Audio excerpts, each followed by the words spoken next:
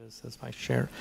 And with the indulgence of my board, I hope they didn't think it was hokey, but I suggested that we should read the mission at the start of every at every meeting. And not to be very culty about it, but the reason is because missions oftentimes get written with wonderful ambitions and aspirations and then get forgotten. And in organizations such as ours, especially one that's transient, we need to make sure that everybody from the board to the principals to the head of school to the leadership team, students really breathe it in and live that life and not just be empty words, hollow words on the walls. So it's an exercise, it's an important one. And I'm really thinking that as we enter some challenges in the years ahead, as every school does, it's a mission that will keep us going, and eventually the mission will also change. But for the right now, it's a wonderful mission. The reason I'm running for the board, as I've said in my introduction, I've lived mostly as an educator and an economist in the higher education space. But in California, for the very first time, I was able to serve on the board of an international charter school, which is an IB school, when Srivat's, my son, started kindergarten. And it gave me a real love for giving back to a different community, the K-12 community, in a way that I hadn't done before, having lived mostly in the higher education space. And so I think it is an important reminder to me to serve on the board also so that I'm able to contribute. And the last thing I want to sort of say in this is I've always had this ability to not view things in the board from the perspective of a parent. In the words, I'm able to think about board issues and not just because my kid goes to school, because ultimately we need to think of all kids in the school. Thank you. Thank you. So we're going to go to question 2. Good governance takes time and energy. In what ways have you demonstrated your commitment to the AIS school community? So we're going... Sorry.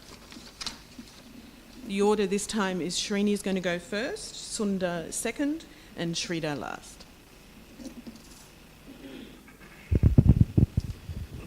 As soon as my children joined AISC, I volunteered to help teachers and other parents in activities and events. In 5th grade, for my son, I volunteered my time to help decorate the class for Halloween and the year-end party.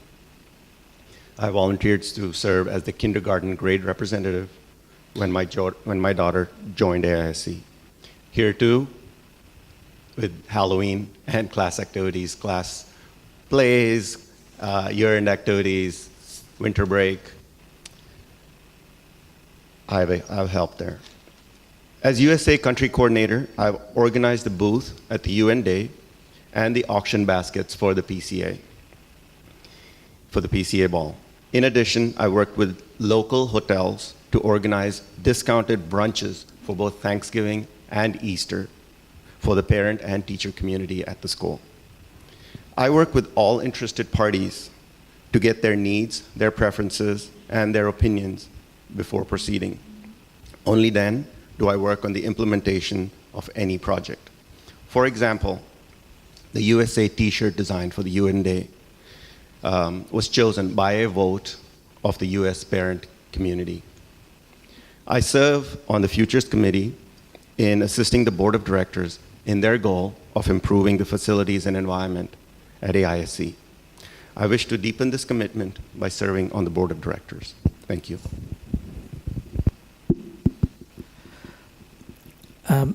I agree that good governance takes time and energy, and as I was coming to an end of my term this year, and as I said in my introduction, starting this new venture of mine, I had to give some thought as to whether I was ready to come back in and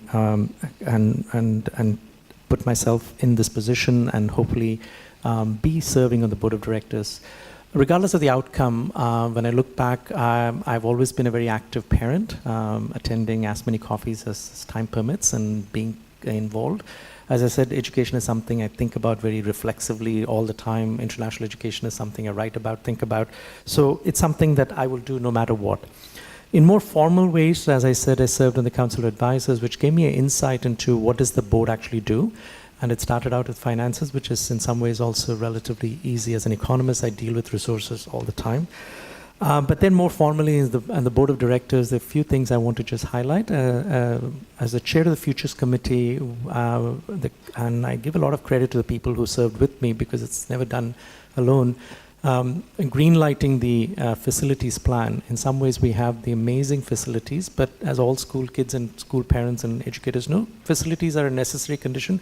They're not sufficient. It's ultimately the quality of the faculty, the quality of the leadership, but we do have wonderful facilities for many, many years, and that's very important. So being part of that whole debate as to what sort of facilities we need for many years was very important to me. Most recently, the chairing of the search for the head of school, and even recently, we just had the final meeting of the search committee in response to all the feedback we have received from the community, which is very important so that Andrew's goals are reset for what the community wants, and there's a very impressive turnout for supporting him, but we also want to make sure that the head of school is there for many years past this board. And the last thing that I personally take a lot of pride in, because it's sort of something that came as an afterthought, but I'm glad the school ran with it and the Futures Committee supported it and the board, was for the school to be a LEED certified school. And one of the few schools you see the dial when you walk in, and we actually are walking the talk of saving the environment, and I'm very impressed that the school actually followed up. So these are the ways in which my commitment has been shown. Thank you. My first year here, I served on the committee to define internationalism. So if you've seen the internationalism posters, that was an example where we pored over every word and tried to come up with a statement that that represented the schools from an international perspective. I was served on the Council of Advisors for 2 years, and both years I was on the academic committee. And then 2 years ago, I was elected onto the board, and as part of the board, I've served as the chair of the academic committee. I was also on the election committee last year, so sitting over there, I think.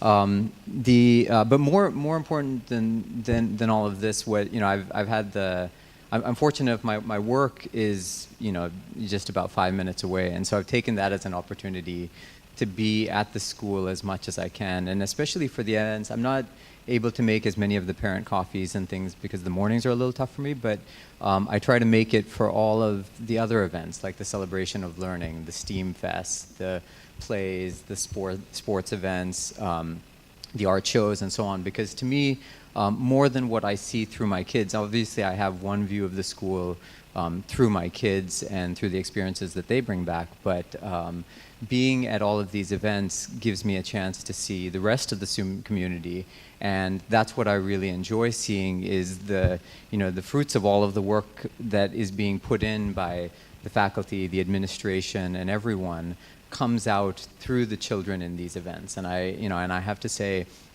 that's one of the things I really like about the school, is the opportunity for the students to be able to demonstrate everything that is embodied in that mission. So. Thanks, Shrita. So we're going to move on to question 3.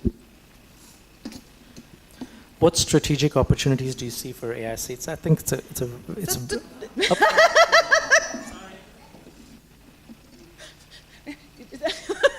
You've upset my system.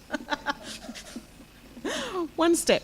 So we're just going to read it for the camera, for the recording. What strategic opportunities do you see for AISC? Please focus your answer on governance, teaching and learning and facilities. And we're going Sunda, which you knew, Shrita, and then Srini is going last. Thank you. Thank you, Suzanne, and sorry about messing your order up. It's okay. I'm flexible. I think it's very important to think about strategy, especially for a board. I believe very strongly that boards need to worry a lot about governance and future of schools, so that the schools thrive regardless of who is heading the school, who is on the board. And I'm very conscious of that responsibility. As an educator and as a parent, and just my own sense, I start off by thinking, how do we always make sure that the school maintains its academic rigor and excellence? I mean, that's what we are here for, as a school. And I liked what Sridhar had said about the board's commitment to the big rocks. I think academic excellence and rigor is very important, but it's the overall success and well-being. And that's something we need to be very mindful of year in and year out. At the same time, We live in a very competitive world. As an economist, competition is to me what gravity is to the scientist. Without competition, life doesn't exist. And we will face competition from lots of schools, and which are going to come up. And we should be on our toes all the time with competition. And I think it's less about what we charge, and that's important, but it's what's the value of education that we provide. And it's very important to convey that and not say we know it, but we should be always constantly communicating this with our parents and building that level of trust with our parents through communication of what is the value of an AIC education. Why should you send your kids here and not take it for granted? Because the moment you start taking it for granted, then you've lost the battle with parents and prospective parents. I also think in terms of governance, and it's nice when you hear that your school is recognized by the State Department or in international conferences. When we were recently as one of the most well-functioning boards or well-functioning schools, without being sort of self-patting, I think it's important that regardless of who serves on the board, that boards maintain these very high levels of what I call TALC: transparency, accountability, legitimacy, and credibility. And if you fail on any one of these four criteria, then we as a board have not done our job. So I think we should always be sort of looking around the corner while we are managing the school downwards. Thank you.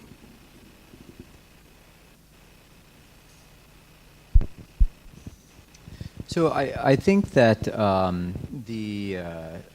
if you look at across the three areas that are mentioned in the question, so like Sundar mentioned, I think from a governance perspective, I think the board, even well before I joined the board, has been doing an amazing job at governance, and I think, like Sundar said, that has been recognized, and obviously we do need to continue that. I think that is table stakes for any board, and I think that is an area that we should never lose focus on.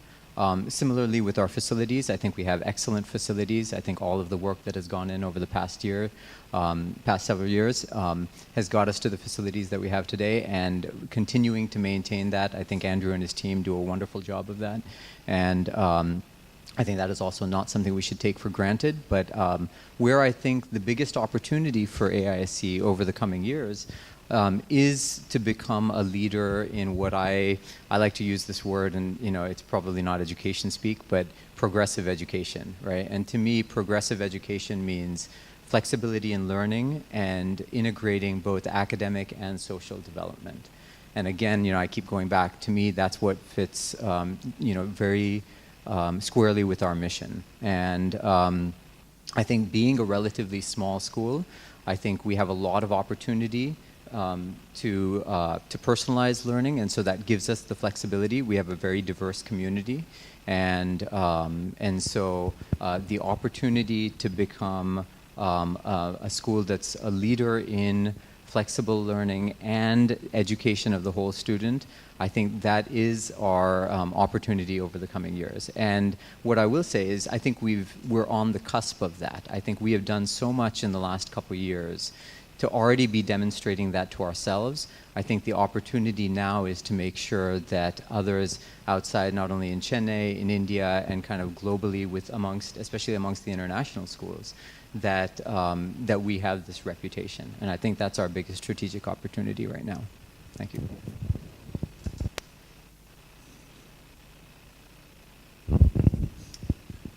AISC is committed to good governance, innovative teaching, modern learning, and inspiring facilities.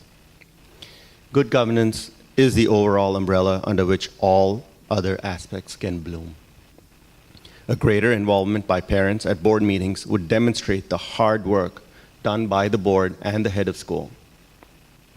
Continued teacher training programs are key to staying ahead of emerging trends in teaching and learning. AISC has demonstrated its commitment to modernizing the facilities to keep students inspired with creativity and confidence.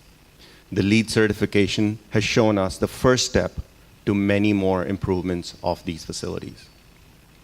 All these areas, if properly implemented, can propel AISC to even further greater heights above the looming competition. Overall, I feel the greatest strategic challenge is for us not to ask our children or our students, what are you going to become when you grow up? But rather, how are you going to contribute to this world? And AISC is the place where this can actually happen. Thank you. Thanks. So we're going to move on now. We've done our 3 questions. So this is the opportunity for the candidates to summarise and give us any extra information or ideas they want to give us. And we're going to go through, the order is going to be Sunda first, Shrida second, and Srini third. Thank you, Suzanne. And first of all, let me say it's been an honor and a privilege to be part of this community, and certainly in the last couple of years to be formally part of the board. And I want to emphasize that that's something that as long as we are in Chennai and as long as our son is part of the school, this is a commitment that I will make because I believe very strongly in these issues. In terms of the overall summary, I've given you a sense of my background. I've given you a sense of my own commitments, and not just to education broadly, but to also these issues of governance. These are not easy issues, but they have to be dealt with, and we have to continually work with it. The school is a wonderful school, but it has, obviously, every school needs to continue to strive to be better. And more than being better, it's equally important that our students learn how to matter in this world. I think I'm very strongly convinced that that's something that I, as an educator, strongly try and instill in all my students. One of my last commencement speeches I gave, I said, I believe every individual in this world has 3 things, will, imagination, and thought. And I said, like typical commencement speeches, you'll forget everything I've said, but if you remember the one acronym WIT, which is keep your wits about you, you'll remember what I'm saying. Every student has will, imagination, and thought.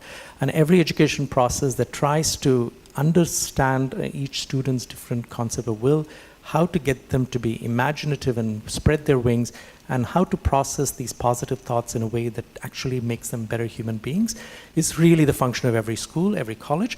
But in this particular case, that's what we need to unleash into the world.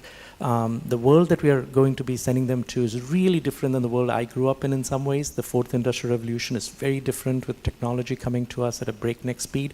So the human-human interaction, the human-machine interaction, and the human-environmental interaction are absolutely critical for what we need to do.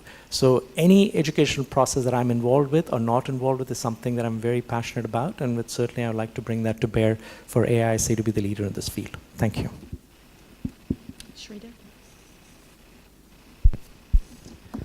So we talked, I think, both in the Future Summit this year and even last year. There's a lot of discussion about how the world is constantly changing, how what we prepare students for today or the world that exists today is obviously going to be the world very different from the world that our kids go into and that they raise their children into.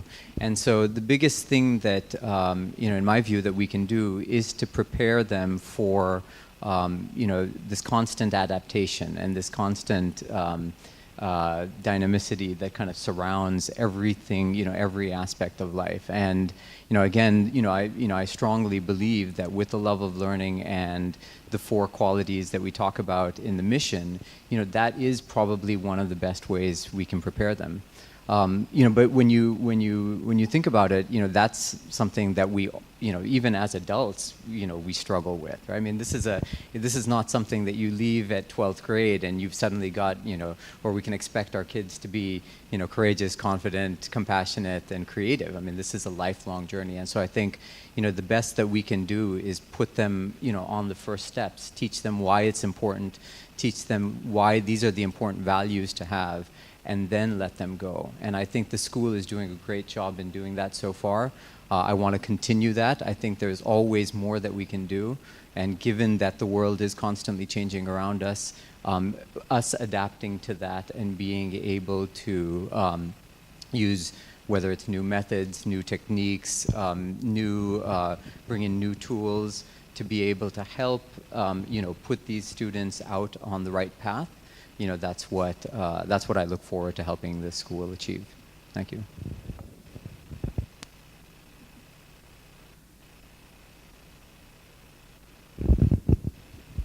Dear parents, I have demonstrated my commitment to AISC in the last 3 years with time and effort. I've interacted with parents, teachers, staff, and students from diverse origins. In all this time, I see the yearning to take AISC to even greater heights. If elected to the board, I will continue to listen to the concerns of parents, continue to learn from the teachers, continue to consult the vast experience of the head of school and work under the guidance of the board chairperson and all members of the board to seek a consensus. Thank you for your vote and your continued confidence in my ability to be your representative on the board of directors. Thank you. We've been very efficient with our time. I don't know what happened there. So that's sort of ends the most formal part of the morning. The next bit is just a little bit of information, and then we've got time, if you want to, we can have a coffee. You can ask any of the candidates some questions one-on-one if you'd like to delve into something deeper. So what will happen is the recording of this will be transformed and uploaded, and so people who haven't been able to make it this morning will be able to see this meeting recorded, and then the ballot will go out at 12 noon today. Every parent who's eligible to vote will receive their electronic ballot to vote, and encourage all your colleagues or your friends to vote, please. And then the end of the vote is by 8 a.m. on the 18th. It will close off, and then at the biannual general meeting that day on the 18th at 8:45. The announcement will be made at the end of the meeting who was successful. I'd like to thank the candidates for coming and putting their hat in the ring. I think this is democracy in action, and it's wonderful to actually have a live contest, and it's wonderful to feel the genuine desire to contribute and to push AISC further. So thank you very much for coming. I really and being part of it. It's wonderful. So I'm going to it's closed, the formal part. There's coffee, tea, juice around the corner, and some biscuits. And let's have a cup of tea together and have a chat. Thank you.